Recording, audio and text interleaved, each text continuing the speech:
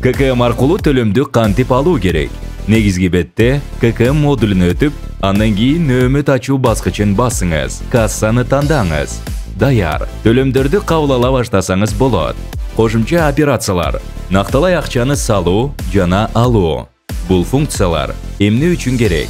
Акчанын ашыгын берүү үчүн накталай акча салууну нөөмөттүн башында жүргүзүлөт. Акча каражаттарын алуу сиздин бизнесиңиздин муктаждыктары үчүн керек болгон учурларда колдонулат. Эскерте кетсек, Кыргыз Республикасынын мыйзамдарына ылайык X отчетунда көрсөтүлгөн кассадагы накталай акчанын суммасы кассадагы накталай акчанын иш жүзүндөгү суммасына дал келиши керек. X отчетун ККМ модулунун негизги бетте көрө аласыз. М-касса ККМде товардык эсепти кантип жүргүзүү керек? ККМ модулунда товарлар жана кызматтар пунктуна өтүңүз. Товарларыңызды же кызматтарыңызды кошуу үчүн көк плюс белгисин басып, бардык маалыматтарды толтуруңуз. Товарларды жана кызматтарды кантип сатууга болот?